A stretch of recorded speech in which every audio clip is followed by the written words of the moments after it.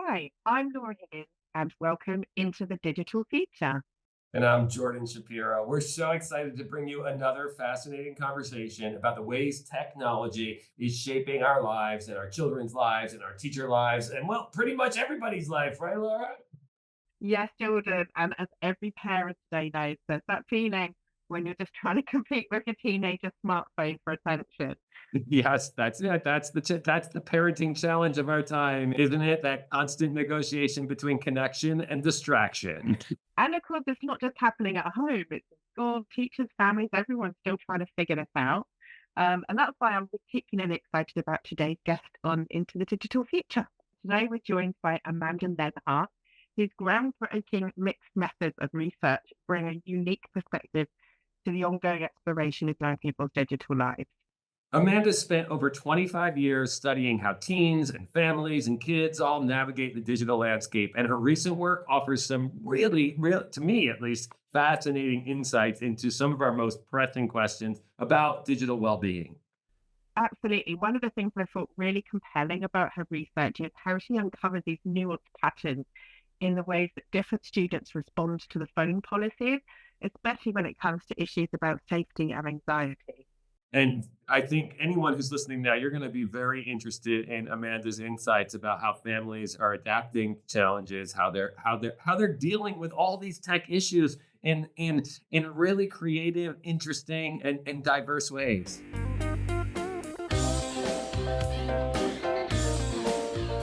Hi, I'm Amanda Lenhart. I am a longtime mixed methods researcher. I'm an affiliate at the Data and Society Research Institute and a senior fellow at the Joan Gans Cooney Center. We are so glad to have you today. And, I guess I just want to start by you have such a long history researching teens, researching the internet. So I want to actually start with your story. Like, how did it begin? How did you get here? Like, It's what? a little bit of a crazy story, to be honest. I sort of fell into internet research, if that's even possible. Yeah, I've been doing this for more than 25 years, which is a long time. And I started because I was connected with this guy who was starting this research center, this foundation, he was hoping a foundation would fund him, and he needed somebody to help him propose the center to the foundation. And he knew somebody who I knew who knew me. And he's like, "All right, well, do you want to help me write this?" And I was like, "Sure." At the time, I was a youth sports coach, among other odd jobs, and I had was quite connected to adolescents. And so once the center was funded, and we were starting our projects and starting our first new work within the first year, I said, look, I spend a lot of time with teenagers, a lot of time with teens, and they're really doing different stuff than adults. And I think we need to figure this out. I think we need to do some work with them. And my then boss and mentor and one of my favorite people, Lee Rainey, was like, that's a great idea. Let's do it. And so that kicked off our line of work at the Pew Research Center, looking at adolescents and families. And really, it was in some ways some of the most popular work that we did, really because it's hard to do work with kids, and not a lot of other people were doing it. And it's been amazing to sort of watch this, right? I look back and I think, right, like the first time one of our early reports was called Generation Instant Message, right? Like, ooh, right? It seems so quaint right now, right? It seems almost quaint.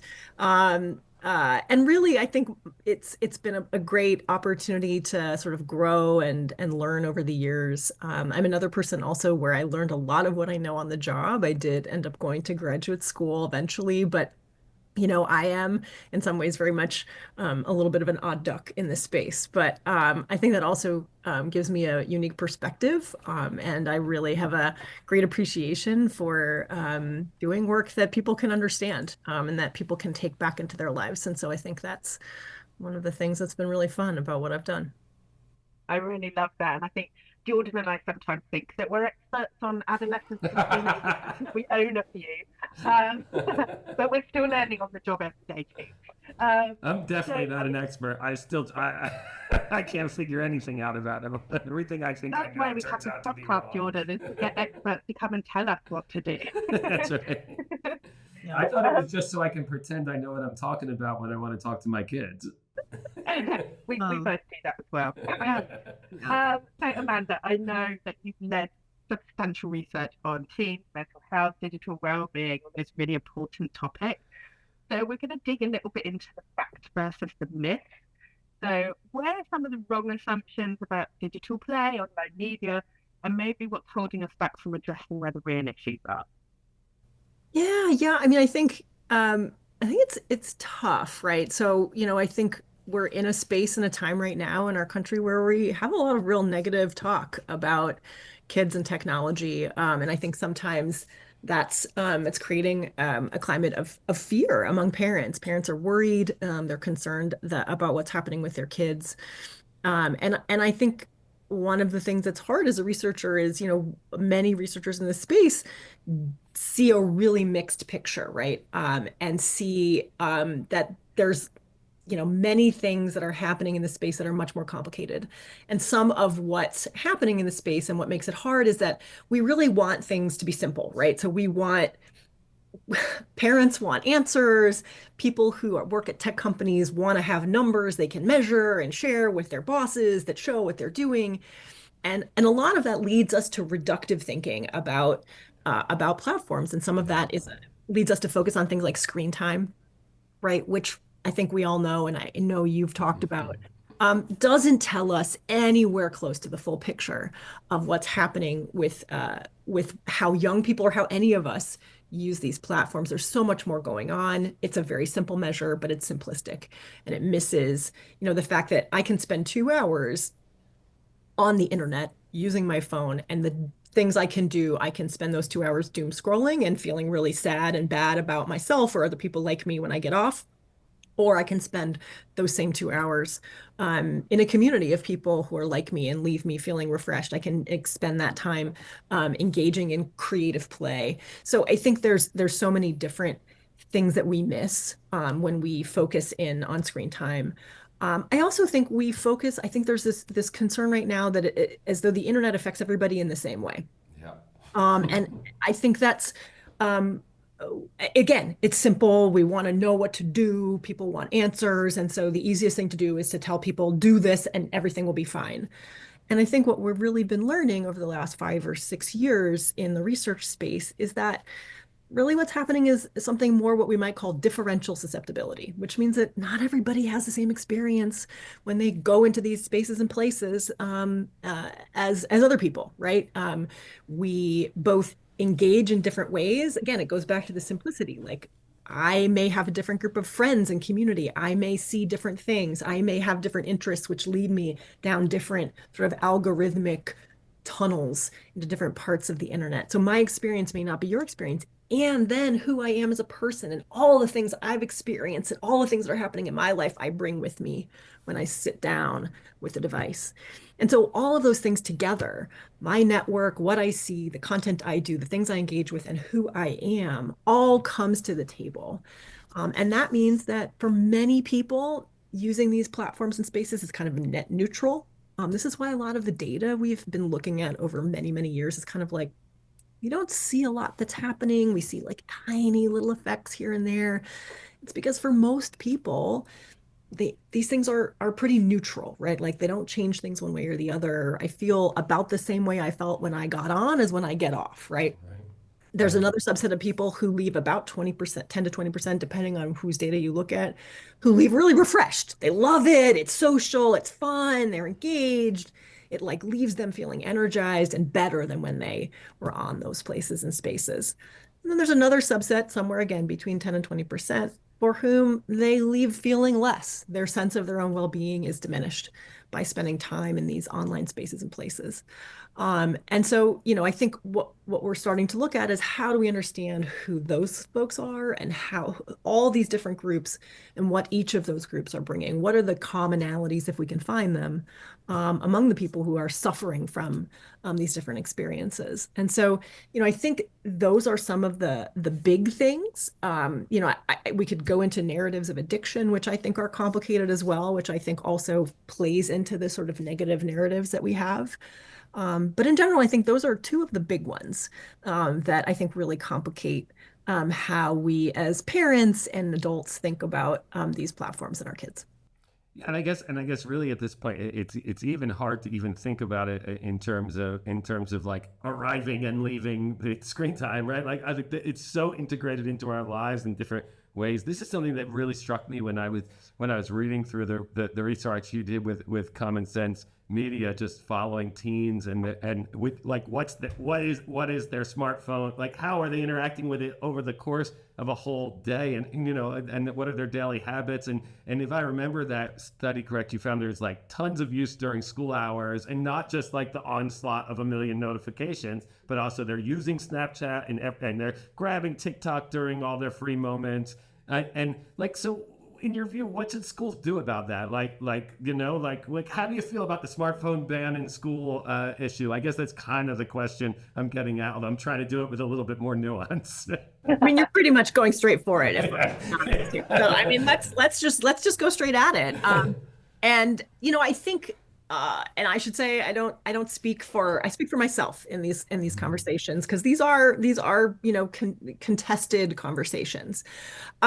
So I think the data that you're talking about from the smartphones report, we called it the constant companion. And that is really interesting work, because in addition, it sort of had a little survey with it, but mostly that was data that was passively collected off of phones, right? So it's not just people telling us what they did, but it's us recording it off of the phone. Some caveats for that work: it only contains Android phones because of a lot of limitations that Apple puts on because of privacy settings. And it's a small sample. It's pretty small. But one of the things we really learned is that there are lots of different patterns for use, right? So, and one of the highlights of that work from my perspective is we actually took a lot of that data and we took it to teenagers themselves and said, look at this, what do you think? And we actually learned a bunch of really important things there, about how adult interpretation of the data that teenagers' phones give off is not always correct, right? So we showed, for instance, my favorite piece of data that we saw is we could see that YouTube was on all night for a number of young people. Not everybody, but a subset of young people, that YouTube was on all night. And we're like, adults look at this, we're like, oh, they're watching movies all night long, they're not sleeping, what's going on? Oh my gosh, this isn't even on a weekend, this is like on a Thursday. And we took it to the young people and we're like, what do you make of this? And they're like, oh, well, that's me listening to my white noise and going to sleep. So I'm actually asleep for 95% of that time, right? Or Right.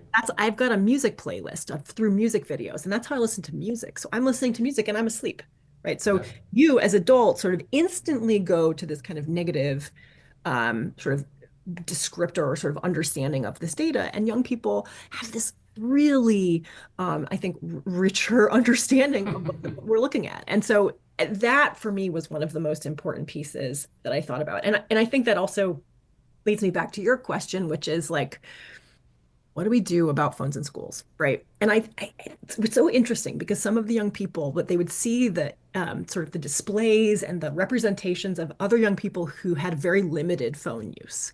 And many of them talked about that like, oh, that's what I'm aiming for that. I wish I was that. There's a sort of an aspirational sense of like, I kind of wish I could put it down. And I do think that that's important, right? I think there are really powerful reasons to take phones out of the classroom in ways that are where it's not supporting learning. It is distracting. And one of the things I think we haven't really talked about is the feedback loop, right? It's not just what happens when so you have half the kids put the phone away and the other half are still generating notifications that make those phones go off, and that mean that young people know that there's something that they're missing, right? It's that same sense that you have sometimes, like if you're here talking to me and your phone is like buzzing quietly on the side, or maybe it's not, and you're like wondering if you have notifications, even if you're not sure. It's a sort of mental sort of sidestep where you have that sort of overhead thinking about the notifications you might have, and then overlay that with being an adolescent, where what your friends think, your peers, are really important to you. In some ways, some of the most important relationships you have, and it becomes a really powerful draw. So if you can take everybody's phone, or most people's phones, out where people aren't generating more notifications, you also can sort of draw down some of the intensity of the desire to even look at it. So I think that strikes me as a very powerful reason to have limitations on phones. The flip side of that, though, is there's a lot of reasons to give kids the phones as well, right? And again, this sort of playing both sides is always frustrating to people, just want to know what to do. But I think about the parents and the parent organizations who I've talked to where parents are fearful. There's a lot of fear in schools right now. People don't feel safe. Parents don't think their children are safe. Children do not feel safe. So I can think of an interaction I had with a local family where one of their older children is participating in a pilot of pouches in their school.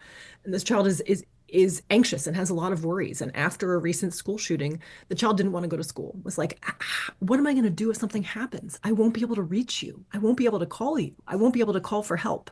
And so the family actually talked about like, well, should we put like a secret burner phone in the bottom of your bag, right? And then the parents stopped and are like, wait. This isn't this isn't what we want to be doing. But at the same time, they were trying to calm their child's really serious anxiety that was potentially going to keep that child from literally walking in the school building, let alone being able to focus and learn in the classroom. So I think there's real challenges that we have to address. So I think I'm certainly supportive of making sure the phone is away during class time and not being used in a pretty strict way to, again, reduce the number of notifications and to keep that distraction from the school day. But I'm sensitive to the idea that being able to access your phone makes people feel safer. And I think we can't look away from that. It's almost like genie's out of the bottle in one hand. We talk about that all the time. But actually, I love that idea of resetting the kind of cultural norms, the everyday norms that, I talk about this with parents on Roblox all the time. Like, you need to role model what you want your kids to do. If you are sitting and scrolling all the time and not paying attention, they are going to pick up that that's normal. If you are using it and then being sensitive not to have it at the dining table, for example, then those are okay to go, this is what we all do. This is kind of normal-ish behavior. But as you say, it does take everyone to take those on. So with, really my sort of personal interest in media literacy, something I'm always interested in is where, whose responsibility is it? So is it that we need to support parents more? Is it the parents need to do teaching? Is it down to schools? Is it tech that need to do, more of the educating and leading in those sorts of things? Where do the regulators sit? Currently in the world, there's regulation coming at every continent. Yeah. And, with the hope of making platforms and online spaces safer for everybody. But actually, should it take that? And then does that help the end user? Or how does that help the end user? Yeah, I mean, it's such a great question, Laura. I think we have to have a multi-pronged approach, right? I think we've spent a lot of the last 15 to 20 years making this parents' problems, making this the problems of kids and families. And I think we've seen that that's just not enough, right? We need to give families and young people tools that they can use to protect themselves, to shape their environments, to make themselves feel better in these spaces, to feel like they have ways to manage their use and experiences. So we can't eliminate that. We also cannot walk away from the responsibility that other actors have in the space. Tech companies themselves have responsibilities. They've shown that it is difficult for them to enact that. And, and some research that I did shows really reasonably, right? People inside tech companies care very deeply about young people. There's people who, I don't think people get into the kids and tech business wanting bad things to happen to kids. They don't. But they're inside entities that have incentives that make it hard to necessarily enact particular things, which is why we also need regulators to come in and be like, okay, here's what we're going to do. Here's what we're going to do. We're going to put in some regulations in place. And all of these things have consequences, right? Like bad or thoughtless regulation can create all sorts of weird incentives in online spaces. So I think we can look to some of our previous laws from 20 years ago, COPPA, right? It was intended to protect children from information and advertising and their privacy and the privacy of their information, but it also made it really hard to get permission to do things for kids under 13. And so we have a lot of spaces. It was hard for places and spaces to develop for kids that age. We're now seeing it and people are getting into those spaces, but for a long time, there weren't so many things for people that age, partly because it's just really hard to do, right? So I think we have to think about what all of these things, how these all fit together. But I do think it's absolutely a group effort, and we all need to pitch in. Yeah, I think I certainly agree with you. I don't think there's anything you said there I don't agree with. But I'm going to switch. I'm just going to switch gears for a second and ask the big questions about generative AI and the large language models. And it's another topic I know you've done in research. I've looked at that research in a lot of detail, looking at how teens are using that and what. Okay, I'm a teacher, so I'm gonna be focused on the teacher question here, which is like a little less than half, as I recall, are using it to do homework assignments, to do schoolwork. It's about equally split between who's doing that with teacher permission and who's just doing it as like dishonest.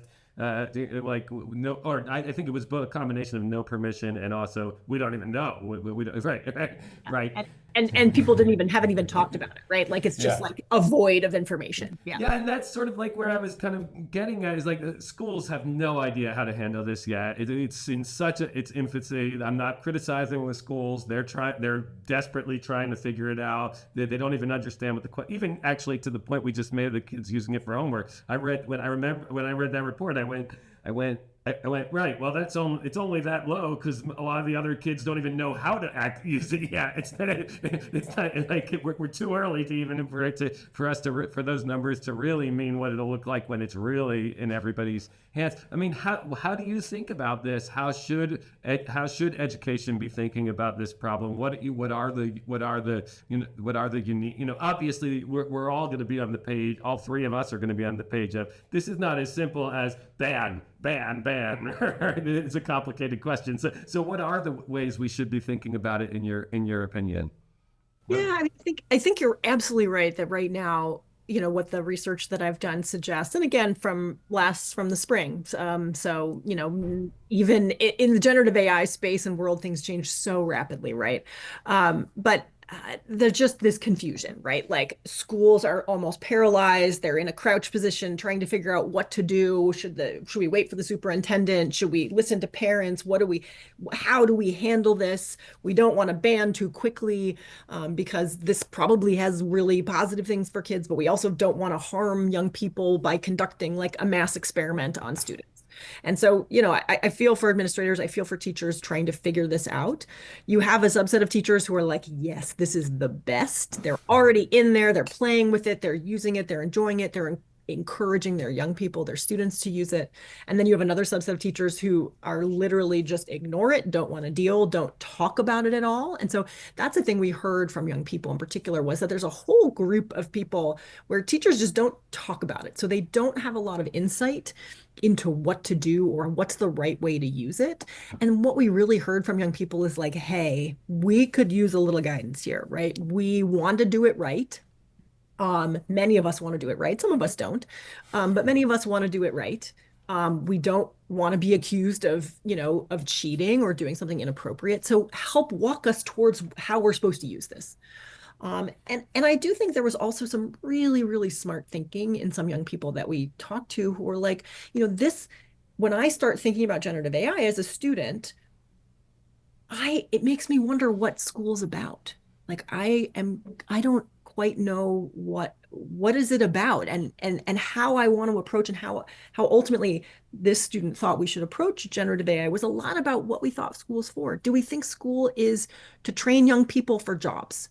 Do we think it's about getting you ready to go into a workforce?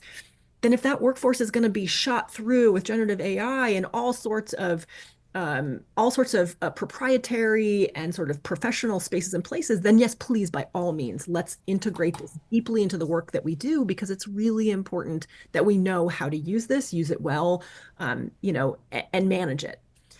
If I think, though, that learning is about learning particular skills, about learning how to think, about learning critical thinking, then maybe we should wait to learn certain things. And maybe there's ways to bring generative AI in sort of stepwise fashion after we've mastered certain skills, right?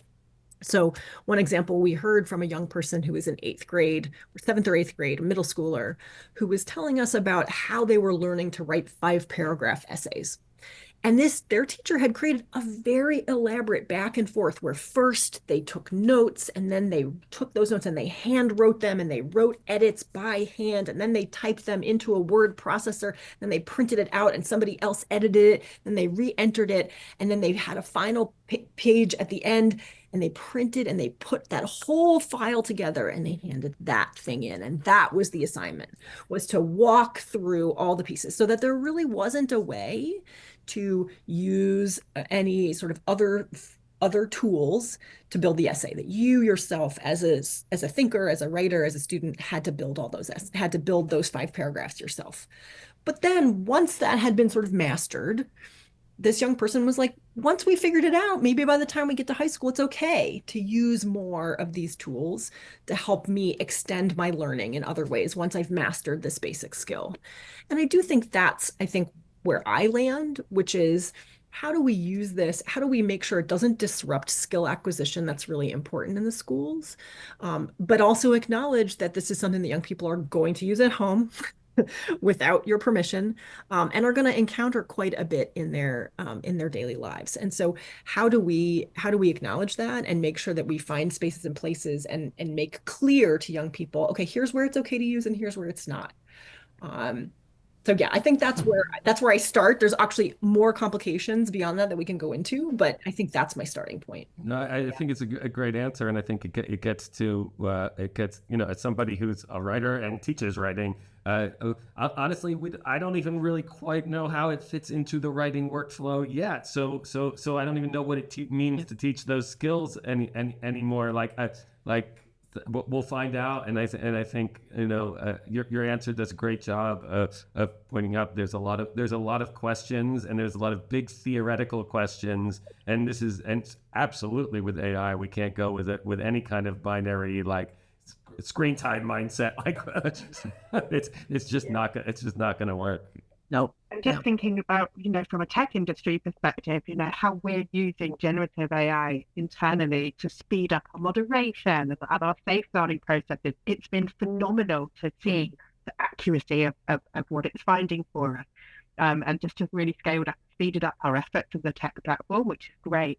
But we're also using it in our day-to-day work environment as a way as a kind of new systemizing approach and a new way for us to kind of get things done smartly. So I think, when we talk about, there's one bit which is the traditional academia side of educating kids, but then there's like building this future workforce. They're going to need to learn these skills. It's going to be really vital for them. It's not just a tool that's kind of, they can plagiarize off the internet. So really staying with that kind of the positive side of things, we know we've talked about some of the issues with sort of both apps and media itself, but we know that the internet can bring so much good, creative, connecting people, fact finding, all of those really interesting things. So, a question for you personally, then, Amanda, what do you do with your screen time? That's a great question. I spend a lot of time at work looking at screens and at data.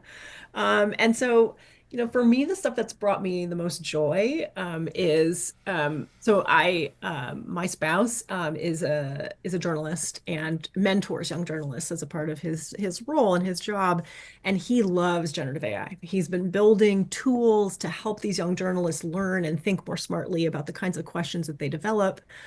So we play with it a lot in my house, and so I as many people know, I have 4 children who range in age from 29 to 12, and so when we all get together, one of the things that we do is sometimes we play with tools. And so as a family, we've played with in jokes around taking generative AI image generators and making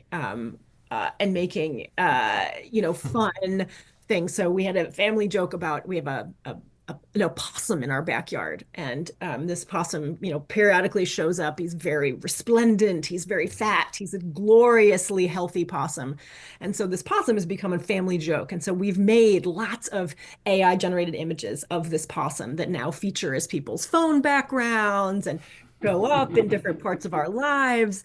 And so these are the kinds of things that bring us bring me and my family a lot of joy. I will say I am, though, somebody who feels very much like there are days in my life where I want to go back to the page where I spend my time reading actual physical books because I spend a lot of other time on screens. I'm tired. I get tired of looking at them in my eyes. And so, it's a real mix. And I do think a lot about how to be sure that I have a lot of balance in my life about the kinds of things that I do with screens and with my family, and the kinds of things that I do with my leisure time. I would love to swap your possum story, for we have a pheasant. Here is a real kind of USA versus UK swap, but we literally have a visiting pheasant that we do exactly the same thing with. But, yeah, no, that's and a really great example of that healthy balance of screens and not screens. And thank you for sharing. Yeah. I've got deer, foxes, and a cat that has adopted the outside of my house. But we're pretty much out of time, so I'm going to ask you one final question before we wrap up, which is, what are your predictions? What are your tech predictions for moving forward? Like, what do you think's over the precipice? That's such a good question, and I will tell you, I've been doing this long enough to know, don't. You will be wrong. Here's what I can tell you. We have lots more adventures ahead of us. There's so many more things that are coming that will complicate and enrich and enliven our lives. And so I think I can tell us that we are not gonna walk off this path of having to navigate and think about all the different aspects of these technologies as parents, as humans. So that I am 100% sure of. What exactly lies down the path, I am not willing to speak. I love that. You could have made anything up then, Amanda. Right? We will all have wings, right? Jetpacks. There's all sorts of things that are coming for us, but I do actually think that artificial intelligence and generative artificial intelligence is just going to get better and better. And so, the things right now that help us know when we're looking at it are going away already. And so soon, I think figuring out how we trust information and how we teach young people to trust information is going to be very complicated going forward. Yes, I think I agree with you. As someone who spends a lot of time trying to teach the young people how to interpret and analyze and critique information, and that skill is becoming more important. It's so funny, as my background's philosophy and the humanities. I got into tech accidentally, and I don't think I ever would have thought that the old analytical skills would come back so hard, but I'm pretty sure they're coming. They're coming because you can't trust any source anymore. So that means individuals need to know how to evaluate sources and actual text in front of them, not just who said it. Yeah, 100%. Well, thank you so much. It's been a pleasure talking to you. I think there's so much in this conversation that I think our listeners are going to be super excited about as they head into the digital future. Absolutely. Well, it's such a pleasure. Thank you so much for having me on. Thank you so much, Amanda. Great conversation and wonderful to see you again. Into the Digital Future has been brought to you by Roblox and the Joan Gans Cooney Center at Sesame Workshop. Presented by Jordan Shapiro and Laura Higgins. Supported by our editor, John Dodato. And our technical producer, Matt Clark. For more information, visit cooneycenter.org/future. Thanks for listening.